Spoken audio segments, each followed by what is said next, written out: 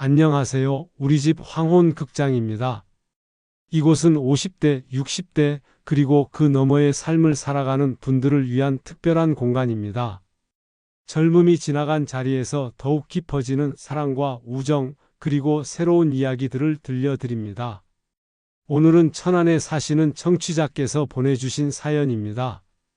김태호는 오늘도 새벽 6시에 눈을 떴다. 37년간 몸에 밴 생체 시계는 퇴직한 지 반년이 지난 지금도 정확했다. 하지만 더 이상 서둘러 일어날 이유는 없었다. 침대 옆 탁자 위에 시계를 바라보며 그는 긴 한숨을 내쉬었다. 웅크린 채로 천장을 바라보던 그의 시선이 창가로 향했다.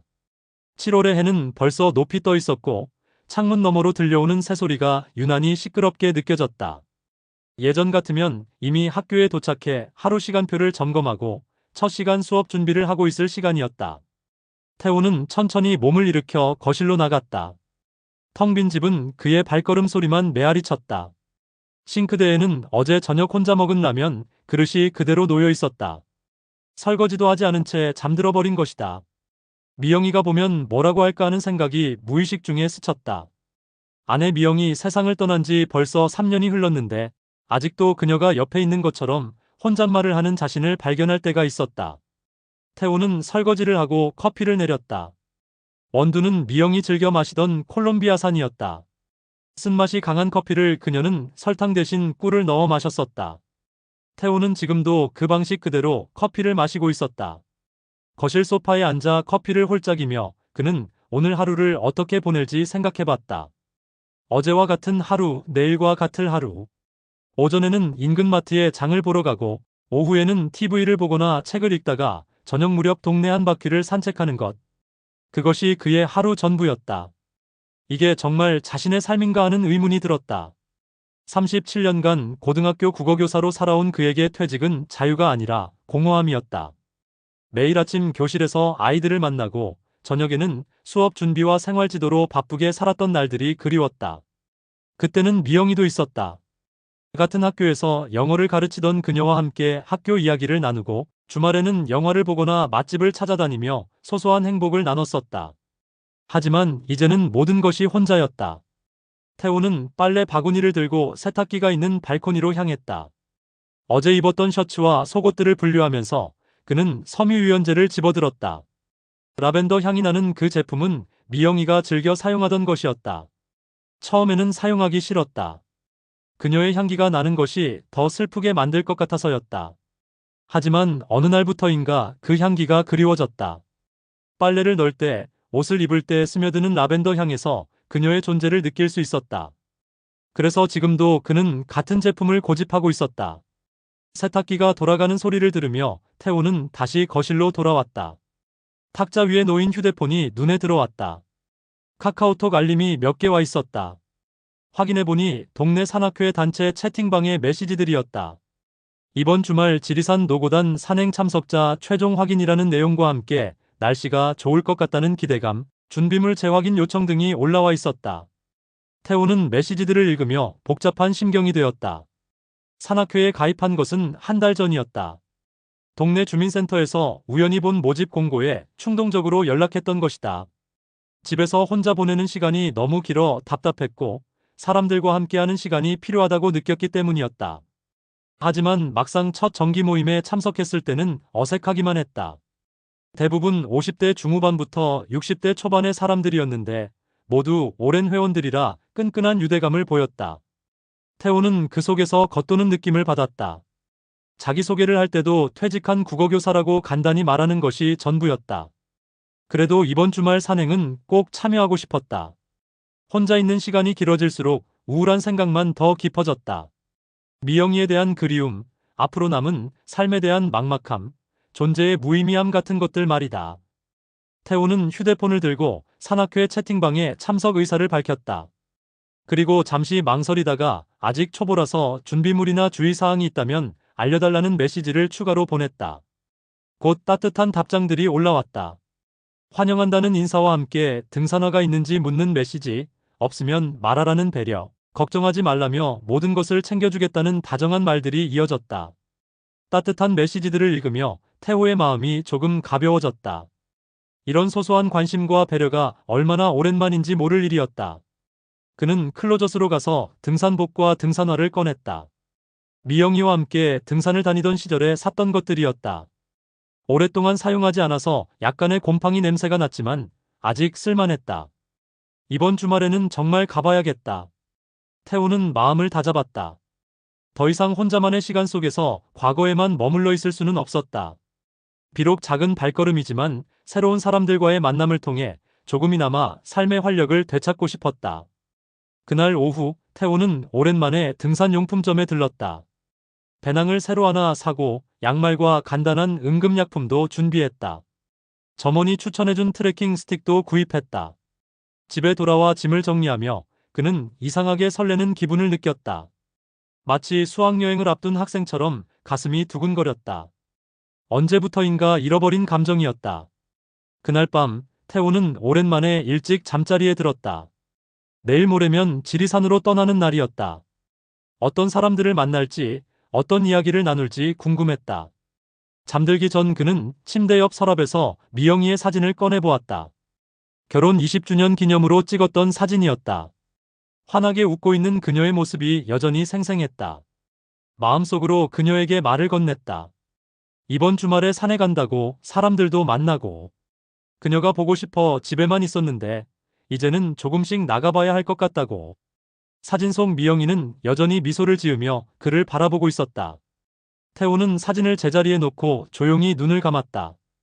이틀 뒤 아침, 태호는 평소보다 일찍 일어났다. 오늘은 지리산 산행 당일이었다. 가방을 메고 집을 나서는 그의 발걸음은 예전보다 가벼웠다. 비록 작은 변화였지만 그에게는 새로운 시작이었다. 새벽 5시, 태호는 알람보다 먼저 눈을 떴다. 오랜만에 느끼는 설렘이 그를 일찍 깨운 것이었다. 창밖은 아직 어둠이 가시지 않았지만 동쪽 하늘이 희끗희끗 밝아오고 있었다. 준비해둔 등산복을 입고 배낭을 매니 마치 다시 젊어진 것 같은 기분이 들었다. 거울에 비친 자신의 모습을 보며 태호는 잠시 미소를 지었다. 언제부터인가 잃어버린 표정이었다. 지하철역에서 만나기로 한 시간은 7시였다. 태호는 여유롭게 30분 일찍 도착했다. 역 대합실에서 기다리며 그는 산악회 사람들을 찾아보았다. 몇몇 익숙한 얼굴들이 보였고 그들도 태호를 알아보고 반갑게 손을 흔들었다. 점점 사람들이 모여들었다. 총 15명의 일행이었는데 대부분 50대 후반에서 60대 초반의 중장년들이었다. 그 중에서 태호의 시선을 끈 두 여성이 있었다. 한 명은 단정한 차림의 여성으로 회색빛 등산복을 입고 있었다. 키가 작고 마른 편이었지만 자세가 반듯했다. 그녀는 다른 사람들과 대화할 때도 조용하고 차분한 모습을 보였다. 나이는 50대 후반 정도로 보였다. 다른 한 명은 상대적으로 활발해 보이는 여성이었다. 밝은 색상의 등산복을 입고 있었고 다른 회원들과 웃으며 이야기를 나누고 있었다. 50대 중반 정도로 보이는 그녀는 첫인상부터 사교적인 성격임을 느낄 수 있었다. 버스가 도착하고 일행들이 탑승했다. 태호는 창가 자리에 앉았는데 우연히 그 단정한 여성이 바로 앞자리에 앉았다. 버스가 출발하자 회장이 일어나 간단한 인사와 함께 오늘의 일정을 설명했다. 지리산 노고단까지는 약 3시간 거리였다. 날씨는 맑았고 기온도 적당했다. 기상예보에 따르면 오후 늦게 소나기가 있을 수 있다고 했지만 그때쯤이면 하산을 마칠 예정이었다. 버스 안은 화기애애한 분위기였다. 오랜 회원들끼리는 서로의 안부를 묻고 새로운 산행지에 대한 이야기를 나누었다. 태호는 대화에 끼지는 못했지만 그들의 이야기를 들으며 산에 대한 기대감을 키워나갔다. 2시간 정도 지났을 때 앞자리의 여성이 가방에서 무언가를 꺼내는 소리가 들렸다. 태호가 슬쩍 고개를 기울여 보니 그녀가 작은 약통에서 알약을 꺼내 먹고 있었다. 혈압약인 듯했다. 그녀의 옆 얼굴에는 말할 수 없는 피로감이 스며 있었다. 오전 10시, 일행은 노고단 입구에 도착했다. 맑은 하늘과 시원한 바람이 등산객들을 반겼다. 회장의 간단한 주의사항 전달 후 일행은 두 그룹으로 나뉘어 등반을 시작했다. 태호는 속도가 빠른 그룹에 합류했다. 그 단정한 여성도 같은 그룹이었고 활발해 보이던 다른 여성은 느린 그룹을 선택했다. 하지만 30분 정도 오르자 느린 그룹이 빠른 그룹을 따라잡았다. 활발한 여성이 생각보다 체력이 좋았던 것이다. 등반이 계속되면서 자연스럽게 대화가 시작되었다. 태호는 단정한 여성이 이선영이라는 이름이라는 것을 알았다. 그녀는 말수가 적었지만 가끔 다른 사람들의 농담에 조용히 미소를 지었다. 활발한 여성은 박소영이었다. 그녀는 등반 내내 밝은 에너지로 분위기를 이끌었다. 하지만 가끔 보이는 그녀의 표정에는 의도적으로 밝게 보이려는 노력이 엿보였다. 정상까지는 2시간 정도 걸렸다. 노고단 정상에 도착했을 때 모든 사람들이 탄성을 질렀다. 드넓은 지리산의 능선들이 파노라마처럼 펼쳐져 있었고 멀리 구름바다도 보였다. 태호는 정상성 옆에서 인증사진을 찍었다. 오랜만에 느끼는 성취감이었다. 선영과 소영도 각각 사진을 찍고 있었는데 선영은 혼자 조용히, 소영은 다른 회원들과 함께 단체 사진을 찍었다. 점심시간이 되어 모든 사람들이 도시락을 꺼냈다. 태호는 집에서 준비한 간단한 김밥을 먹었다. 미영이가 자주 만들어주던 맛은 아니었지만 산 정상에서 먹는 음식은 특별했다. 하지만 식사를 마칠 무렵 서쪽 하늘에 검은 구름이 몰려오기 시작했다. 바람도 갑자기 강해졌다.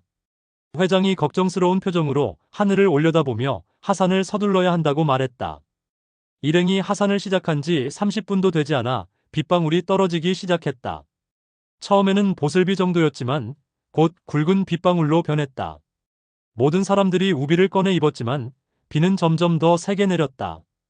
예보보다 훨씬 이른 시간에 찾아온 장대비였다. 바위가 많은 하산길이 미끄러워지기 시작했고 시야도 나빠졌다. 회장은 안전을 위해 산중턱에 있는 민박집으로 피하기로 결정했다. 1시간가량 조심스럽게 내려와 도착한 민박집은 낡았지만 따뜻해 보였다.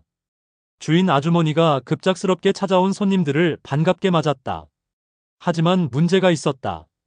방이 부족했다. 15명의 일행을 수용하기에는 방이 모자랐다. 부부나 가족 단위로 방을 배정하고 나니 마지막에 남은 방은 단 하나뿐이었다. 그리고 그 방에 들어가야 할 사람은 태호, 선영, 소영 3명이었다. 어색한 침묵이 흘렀다. 세 사람 모두 처음 만난 사이였고 한 방을 쓴다는 것이 부담스러웠다. 하지만 밖은 여전히 비가 쏟아지고 있었고 다른 대안도 없었다. 결국 세 사람은 그 방으로 들어갔다. 6평 남짓한 작은 방이었고 이불은 2채만 있었다. 방 한가운데에는 작은 테이블이 놓여 있었고 창문 너머로는 비 오는 소리가 끊임없이 들려왔다. 민박집 주인 아주머니가 수건을 가져다 주며 미안하다고 했다. 그리고 젖은 옷을 갈아입고 쉬라며 나갔다. 세 사람은 서로 눈치를 보며 어색하게 서 있었다. 태호가 먼저 말을 꺼냈다. 자신은 괜찮으니 두 분이 편하게 쉬라고. 선영은 고개를 저으며 모두 같은 처지라고 말했다. 소영은 밝게 웃으며 이런 일도 추억이 될 거라고 했지만 그녀의 웃음 뒤에는 어색함이 숨어 있었다. 각자 젖은 옷을 갈아입기 위해 순서를 정했다. 소영이 먼저, 그 다음 선영, 마지막에 태호 순서였다. 옷을 갈아입는 동안 나머지 2사람은 창밖을 바라보거나 휴대폰을 만지작거리며 시간을 보냈다. 모두 갈아입고 나서도 어색한 침묵이 계속되었다. 태호는 창가에 앉아 비 오는 풍경을 바라보았고 선영은 구석에 조용히 앉아 있었다. 소영은 계속 밝은 표정을 유지하려고 애쓰고 있었다. 그때 주인 아주머니가 문을 두드렸다. 막걸리와 파전을 가져왔다는 것이었다. 비 오는 날에는 막걸리와 파전이 최고라며 서비스라고 했다. 아주머니가 나간 후 세 사람은 작은 테이블을 둘러싸고 앉았다. 갓 부친 파전에서는 고소한 냄새가 났고 막걸리는 적당히 차가웠다. 소영이 먼저 막걸리 잔을 들었다. 이런 날에는 술이 최고라며 건배를 제안했다. 선영도 조심스럽게 잔을 들었고 태호도 따라서 잔을 들었다. 첫 잔을 마시고 나니 분위기가 조금씩 풀리기 시작했다. 파전을 나누어 먹으며 자연스럽게 대화가 시작되었다. 오늘 산행이 어땠는지, 날씨가 갑자기 변해서 당황스러웠다는 이야기들이 오갔다. 2번째 잔을 마실 때 창밖의 비는 더욱 세게 내리고 있었다. 천둥 소리도 들리기 시작했다. 민박집 주인은 오늘 밤을 여기서 보내야 할 것 같다고 말해왔다. 세 사람은 서로를 바라보았다. 한 방에서 밤을 보내야 한다는 현실이 더욱 구체적으로 다가왔다. 하지만 이상하게도 처음보다는 어색함이 많이 줄어들어 있었다. 비소리와 막걸리, 그리고 따뜻한 파전이 만들어낸 묘한 동질감이 세 사람 사이에 흐르고 있었다. 아직은 서로에 대해 아는 것이 거의 없었지만 같은 상황에 놓인 동반자라는 느낌이 들기 시작했다. 밤은 아직 길었고 비는 그칠 기미가 보이지 않았다. 세 번째 잔을 비우고 나자 방 안의 공기가 한결 부드러워졌다. 창밖에서는 여전히 빗소리가 끊이지 않았고 가끔씩 천둥 소리가 어둠을 가르며 울려 퍼졌다. 막걸리의 은은한 취기가 세 사람의 경계심을 서서히 누그러뜨리고 있었다. 소영이 먼저 입을 열었다. 오늘 산행이 정말 좋았다며 이렇게 비를 만난 것도 나름 추억이 될 것 같다고 말했다. 하지만 그녀의 밝은 목소리 뒤에는 무언가 애쓰는 듯한 느낌이 배어 있었다. 마치 침묵이 두려워 계속 말을 하려는 것 같았다. 선영은 조용히 고개를 끄덕이며 파전을 한 입 물었다. 그녀의 움직임은 조심스러웠고 가끔 창밖을 바라보는 눈빛에는 깊은 생각에 잠긴 듯한 표정이 스쳤다. 태호는 두 여성을 번갈아 바라보며 이들에 대해 궁금해졌다. 산악회에서 처음 본 얼굴들이었지만 어쩐지 비슷한 무언가를 느꼈다. 혼자라는 것, 그리고 그 혼자만의 시간을 견뎌내고 있다는 것 말이다. 네 번째 잔을 따르며 소영이 갑자기 웃음을 터뜨렸다. 자신이 산악회에 나온 진짜 이유를 말해도 되냐며 사실은 집에 혼자 있는 것이 무서워서라고 고백했다. 딸이 대학교 기숙사에 들어간 후로 집이 너무 조용해서 견딜 수가 없다 했다. 그녀의 고백에 방 안이 조용해졌다. 소영은 계속해서 말했다. 2년 전 이혼한 후로 딸과 단둘이 살았는데 그 딸마저 집을 떠나고 나니 정말 혼자가 되었다고. 낮에는 일로 바쁘지만 밤이 되면 정막이 무서워서 TV를 켜두고 잔다고 했다. 선영이 조용히 고개를 들었다. 자신도 비슷하다며 입을 열었다. 남편이 치매에 걸린 후 5년간 간병을 했는데 작년에 세상을 떠났다고 말했다. 그동안은 바쁘게 돌봐드리느라 외로움을 느낄 틈이 없었는데 이제는 오히려 그 바쁨이 그리워진다고 했다. 그녀의 목소리는 담담했지만 말끝마다 미세한 떨림이 섞여 있었다. 58세의 나이에 홀로 된 삶이 어떤 것인지, 아무도 돌볼 사람이 없어진 빈집의 적막함이 얼마나 큰지를 조용히 털어놓았다. 태호는 두 여성의 이야기를 들으며 자신도 모르게 고개를 끄덕이고 있었다. 그들의 외로움이 자신의 그것과 너무나 닮아 있었기 때문이었다. 결국 그도 입을 열었다. 37년간 교단에 서다가 퇴직한 후의 공허함, 그리고 3년 전 세상을 떠난 아내에 대한 그리움을 차근차근 이야기했다. 아직도 그녀가 즐겨 쓰던 라벤더 향 섬유유연제로 빨래를 하며 그 향기에서 위안을 찾는다고 말했다. 세 사람의 고백이 끝나자 방 안에는 묘한 정적이 흘렸다. 하지만 그 정적은 어색함이 아니라 서로를 이해하는 깊은 공감이었다. 나이도 상황도 달랐지만 그들이 품고 있는 외로움의 색깔은 같았다. 소영이 먼저 눈물을 흘렸다. 그동안 밝게 웃으며 괜찮은 척 해왔던 가면이 벗겨지는 순간이었다. 선영이 조용히 소영의 어깨에 손을 올렸다. 그 작은 접촉만으로도 소영의 어깨가 떨리는 것이 느껴졌다. 태호는 그 모습을 바라보며 오랫동안 잊고 있던 감정을 느꼈다. 누군가를 위로하고 싶은 마음, 그리고 자신도 위로받고 싶다는 솔직한 갈망이었다. 37년간 제자들에게 외로움도 삶의 일부라고 가르쳤던 자신의 말이 얼마나 공허했는지를 깨달았다. 밤이 깊어갈수록 비는 더욱 세게 내렸다. 천둥 소리도 더 가까워졌다. 막걸리 병이 비워지고 파전도 거의 다 사라졌다. 하지만 세 사람은 여전히 작은 테이블을 둘러싸고 앉아 이야기를 나누고 있었다. 이제는 과거의 아픈 기억들뿐만 아니라 앞으로의 삶에 대한 두려움도 털어놓기 시작했다. 남은 인생을 어떻게 살아가야 할지 모르겠다는 막막함, 혼자서도 의미 있는 삶을 살 수 있을지에 대한 불안함들이 솔직하게 공유되었다. 소영은 딸이 결혼하면 정말 혼자가 될 텐데 그때는 어떻게 살아야 할지 모르겠다고 했다. 선영은 건강이 나빠지면 누구에게 의지해야 할지 걱정된다고 말했다. 태호는 퇴직 후의 시간들이 너무 길고 무의미하게 느껴진다고 고백했다. 하지만 이상하게도 이런 솔직한 대화가 계속될수록 세 사람의 마음은 더욱 가벼워졌다. 그동안 혼자서만 끙끙 앓던 고민들을 나누니 자신만 그런 것이 아니라는 안도감이 들었다. 자정이 넘어서자 피로가 몰려왔다. 긴 산행과 막걸리, 그리고 감정적인 대화가 모두 지치게 만들었다. 이제 잠자리에 대해 이야기해야 할 시간이었다. 방에는 이불이 두 채뿐이었다.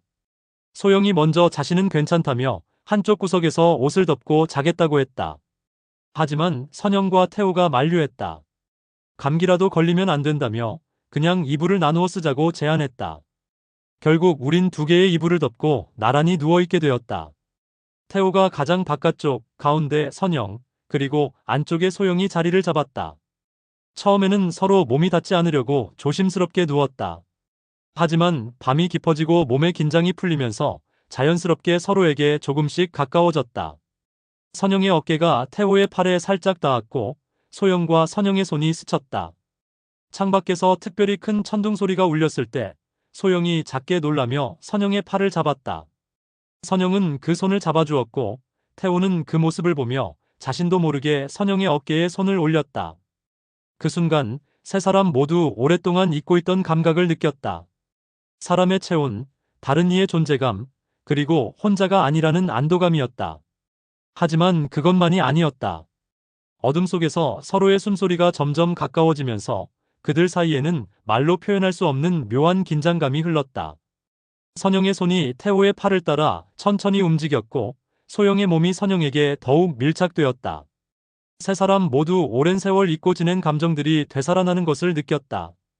늙었다고 홀로 되었다고 해서 사라지지 않은 원초적인 갈망들이 어둠 속에서 조용히 꿈틀거리기 시작했다.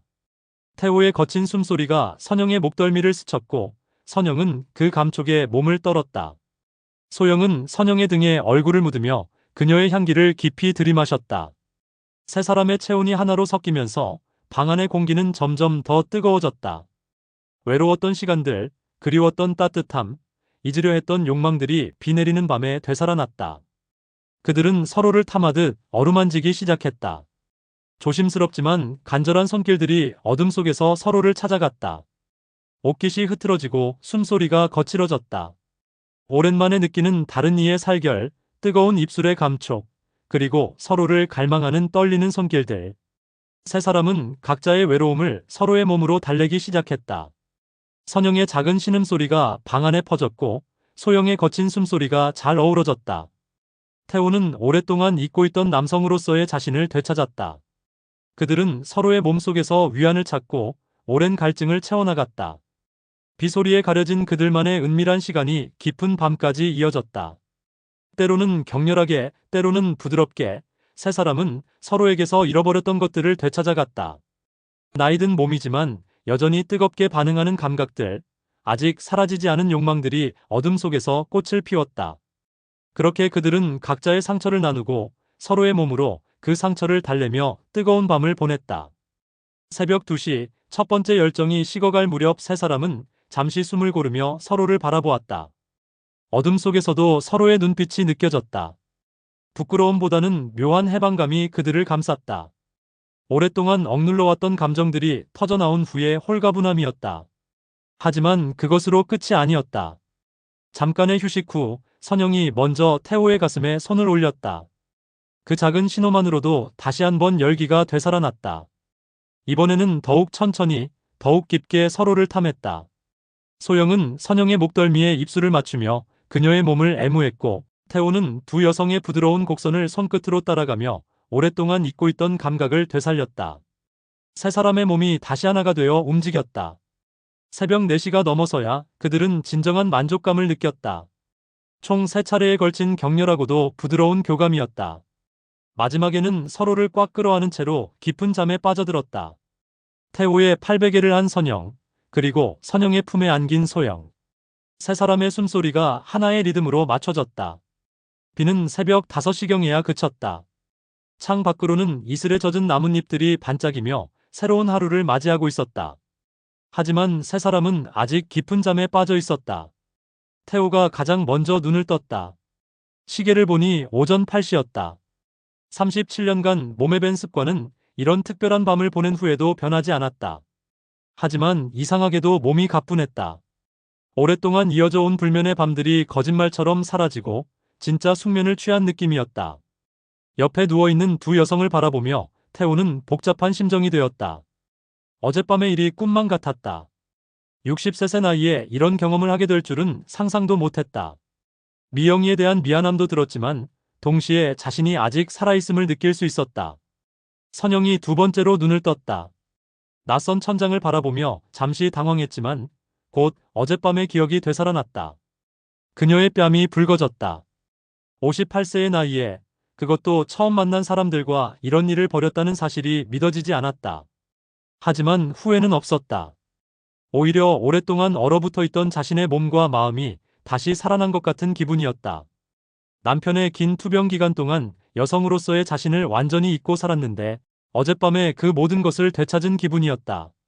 소영은 가장 늦게 잠에서 깨어났다. 눈을 뜨자마자 어젯밤의 기억 때문에 얼굴이 화끈거렸다. 평소 밝고 사교적인 성격이었지만 이런 경험은 결혼 생활에서도 해본 적이 없었다. 전 남편과의 관계는 의무적이고 건조했는데 어젯밤은 전혀 달랐다. 세 사람 모두 눈을 뜬 상태였지만 아무도 먼저 말을 꺼내지 못했다. 어젯밤의 열정이 식고 나니 현실이 다시 돌아왔고 서로 어떤 얼굴을 해야 할지 모르겠는 상황이었다. 태호가 조심스럽게 입을 열었다. 잘 잤냐고, 몸은 괜찮냐고 물었다. 그의 목소리에는 어젯밤의 친밀함이 남아있으면서도 동시에 조심스러움이 섞여 있었다. 선영이 고개를 끄덕이며 괜찮다고 대답했다. 오히려 오랜만에 깊게 잔 것 같다고 말했다. 소영도 비슷한 대답을 했다. 정말 오랜만에 혼자가 아닌 느낌으로 잤다고 덧붙였다. 서로의 안부를 묻고 나니 분위기가 조금 누그러졌다. 하지만 여전히 어젯밤의 일에 대해서는 직접적으로 언급하지 못했다. 그것이 일회성인지 아니면 다른 의미가 있는지 아무도 확신할 수 없었다. 민박집 주인 아주머니가 문을 두드리며 아침 식사가 준비되었다고 알려왔다. 세 사람은 서둘러 옷을 정리하고 세면을 했다. 거울에 비친 자신의 모습이 어젯밤 이전과는 뭔가 달라 보였다. 특히 선영의 얼굴에는 오랫동안 사라져 있던 생기가 돌아와 있었다. 소영의 눈빛도 평소보다 부드러워 보였다. 태호는 거울 속 자신을 보며 새삼 놀랐다. 얼굴에 활력이 돌아와 있었고 눈빛도 예전과 달랐다. 식당에서 다른 산악회 회원들과 합류했을 때 세 사람은 의식적으로 자연스럽게 행동하려고 노력했다. 하지만 서로를 바라보는 시선에는 어젯밤의 기억이 스며 있었다. 아침 식사를 하며 다른 회원들은 어젯밤 비 때문에 고생했을 것이라며 걱정해 주었다. 세 사람은 애써 담담하게 괜찮았다고 대답했지만 서로의 눈이 마주칠 때마다 미묘한 전율이 흘렀다. 식사 후 짐을 챙기며 민박집을 나설 준비를 했다. 그 작은 방에서 벌어진 일이 꿈만 같았다. 하지만 서로를 바라보는 눈빛에서 그리고 가끔 스치는 손길에서 그것이 현실이었음을 확인할 수 있었다. 버스가 도착하고 일행들이 탑승했다. 어제와 달리 세 사람은 가까운 자리에 앉았다. 의도한 것은 아니었지만 자연스럽게 그렇게 되었다. 마치 자석처럼 서로에게 끌리는 것 같았다. 서울로 돌아가는 길, 창밖 풍경을 바라보며 세 사람은 각자 생각에 잠겼다. 어젯밤의 일을 어떻게 받아들여야 할지, 앞으로의 관계는 어떻게 될지에 대한 궁금증과 기대감이 교차했다. 태호는 3년 만에 느끼는 생동감에 놀라고 있었다. 미영이에 대한 그리움은 여전했지만 이제 그것이 죄책감으로만 남아있지는 않을 것 같았다. 선영은 오랫동안 잊고 있던 여성으로서의 자신을 되찾은 기분이었다. 소영은 진정한 친밀감이 무엇인지 처음으로 알게 된 것 같았다. 버스 안에서 가끔씩 손이 스치거나 어깨가 닿을 때마다 세 사람은 어젯밤의 감촉을 떠올렸다. 그리고 그것이 단순한 일회성 만남이 아닐 수도 있다는 기대감을 품기 시작했다. 비 내리는 밤에 시작된 그들의 관계는 새로운 하루와 함께 또 다른 가능성을 열어가고 있었다. 어젯밤이 끝이 아니라 시작일 수도 있다는 희망과 함께 오후 3시 버스가 서울역에 도착했다. 긴 여행의 끝이었지만 세 사람에게는 새로운 시작의 느낌이었다. 다른 산악회 회원들과 함께 버스에서 내리면서도 그들의 시선은 자꾸만 서로를 찾았다. 역 대합실에서 각자 집으로 가는 길이 달랐다. 태호는 지하철 4호선, 선영은 1호선, 소영은 버스를 타야 했다. 헤어져야 하는 순간이 다가오자 세 사람 모두 아쉬움을 감추지 못했다. 다른 회원들이 먼저 떠나고 마침내 세 사람만 남았다. 어색한 침묵이 흘렀다. 어젯밤의 일을 어떻게 마무리해야 할지, 앞으로 어떤 관계를 유지해야 할지 아무도 확신할 수 없었다. 선영이 먼저 입을 열었다. 어제 일은 그들만의 소중한 비밀이라고, 하지만 그들 사이의 관계는 이제 예전과 달라졌다고 조용히 말했다. 그녀의 목소리에는 확신과 동시에 부드러운 애정이 담겨 있었다. 소영이 고개를 끄덕이며 동의했다. 자신에게는 정말 특별한 경험이었다고, 앞으로도 이런 관계를 이어갈 수 있으면 좋겠다고 솔직하게 말했다. 그녀의 평소 밝은 표정에는 진지함이 더해져 있었다. 태호는 두 여성을 번갈아 바라보며 깊이 고개를 끄덕였다. 자신도 같은 마음이라고, 오랫동안 잃어버렸던 것을 찾은 기분이라고 말했다. 그리고 이것이 끝이 아니라 시작이길 바란다고 덧붙였다. 세 사람은 서로의 연락처를 다시 한번 확인하고 산악회 다음 모임에서 만나기로 약속했다.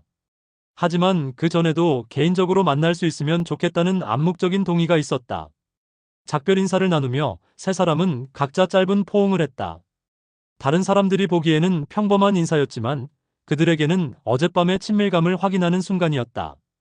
서로의 체온을 느끼며 그들은 이 관계가 계속될 것임을 확신했다. 태호가 가장 먼저 지하철역으로 향했다. 계단을 내려가며 뒤돌아보니 두 여성이 여전히 그를 바라보고 있었다. 손을 흔들어 작별 인사를 하고 나서야 그는 개찰구를 통과했다. 지하철 안에서 태호는 창밖을 바라보며 지난 이틀을 돌이켜보았다. 퇴직 후 무료하게 보내던 일상에서 갑자기 이런 변화가 찾아올 줄은 꿈에도 몰랐다. 미영이에 대한 그리움은 여전했지만 이제 그것이 자신을 올감해지는 않을 것 같았다.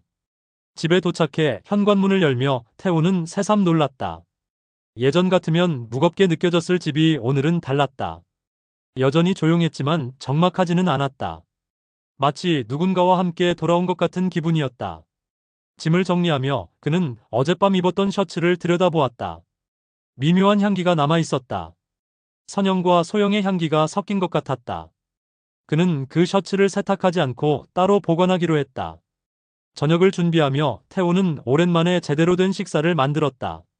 라면이 아닌 밥과 반찬들을 차린 것이다.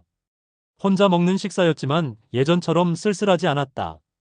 곧 다시 만날 사람들이 있다는 사실만으로도 충분했다. 한편 선영은 자신의 아파트에 도착해 오랜만에 거울을 자세히 들여다보았다. 얼굴에 생기가 돌아와 있었다. 지난 몇 년간 점점 무표정해져 가던 자신의 모습과는 확연히 달랐다. 58세의 나이에도 여전히 매력적인 여성임을 새삼 깨달았다. 그녀는 옷장을 열어 평소 입지 않던 화사한 색깔의 옷들을 꺼내보았다. 남편의 투병 기간과 그 이후 계속 어둡고 차분한 색깔만 입어왔는데 이제는 조금 더 밝은 색깔도 시도해보고 싶었다. 저녁 식사 후 선영은 오랜만에 스킨케어에 시간을 들였다. 핸드크림도 새로 발라보고 향수도 살짝 뿌려보았다. 혼자 하는 일이었지만 기분이 좋았다. 다시 여성으로서의 자신을 가꾸고 싶은 마음이 생긴 것이었다. 소영은 집에 도착하자마자 딸에게 전화를 걸었다. 기숙사에 있는 딸은 엄마의 목소리가 평소와 다르다며 무슨 좋은 일이 있었냐고 물었다. 소영은 그냥 산행이 재미있었다고 대답했지만 실제로는 훨씬 더 특별한 경험이었다는 것을 딸이 알 리는 없었다. 딸과의 통화를 마치고 소영은 거실 소파에 앉아 혼자 웃었다. 이혼 후 처음으로 진정한 의미의 친밀감을 경험한 것이었다. 결혼 생활 때도 느껴보지 못했던 감정들을 어젯밤에 모두 경험했다. 그녀는 평소 즐겨보던 드라마 대신 로맨스 영화를 찾아보았다. 예전에는 비현실적이라고 생각했던 중년의 로맨스가 이제는 충분히 가능한 일처럼 느껴졌다. 자신도 그런 이야기의 주인공이 될 수 있다는 확신이 들었다. 밤 10시쯤 태호의 휴대폰에 카카오톡 알림이 울렸다. 산악회 단체 채팅방에 새로운 메시지가 올라온 것이었다. 소영이 보낸 메시지였다. 내일도 비 온다고 하네요. 모두 우산 챙기세요. 단순한 날씨 안내 같았지만 태호에게는 특별한 의미로 다가왔다. 비라는 단어가 어젯밤의 기억을 떠올리게 했고 가슴이 두근거렸다. 그는 즉시 답장을 보냈다. 좋은 정보 감사합니다. 비 오는 날도 나름 운치 있죠. 곧 선영의 메시지도 올라왔다. 정말 그래요. 비 덕분에 좋은 추억도 만들 수 있고요. 세 사람의 메시지를 본 다른 회원들은 단순한 날씨 이야기로 받아들였지만 당사자들에게는 은밀한 소통이었다. 서로의 마음을 확인하는 암호 같은 대화였다. 그날 밤 태호는 오랜만에 자연스럽게 잠들었다. 3년간 이어진 불면의 밤들이 거짓말처럼 사라져 있었다. 꿈속에서도 그는 혼자가 아니었다. 선영과 소영이 함께 있는 따뜻한 꿈이었다. 선영도 깊은 잠에 빠져들었다. 남편을 떠나보낸 후 처음으로 미래에 대한 기대감을 품고 잠든 밤이었다. 더 이상 과거에만 매여 살지 않아도 될 것 같았다. 소영은 잠들기 전 일기장에 몇 줄을 적었다. 오늘 나는 새로운 나를 발견했다. 54세의 나이에도 여전히 설렘을 느낄 수 있구나. 그녀는 미소를 지으며 일기장을 덮었다. 다음 날 아침 정말로 비가 내렸다. 하지만 세 사람 모두 그 비를 보며 우울해하지 않았다. 오히려 반가웠다. 비는 이제 그들에게 특별한 의미가 된 날씨였다. 태호는 우산을 쓰고 나가면서도 발걸음이 가벼웠다. 오늘 하루도 예전과는 다를 것이라는 확신이 있었다. 그의 삶은 더 이상 혼자가 아니었다. 산악회 다음 모임까지는 아직 일주일이 남아 있었지만 그들 사이에는 이미 새로운 연결고리가 만들어져 있었다. 비 내리는 밤에 시작된 관계는 이제 햇살 속에서도 계속될 것이었다. 어젯밤이 끝이 아니라 시작이었음을 그들은 이제 확신하고 있었다. 황혼의 나이에도 새로운 사랑과 설렘이 가능하다는 희망과 함께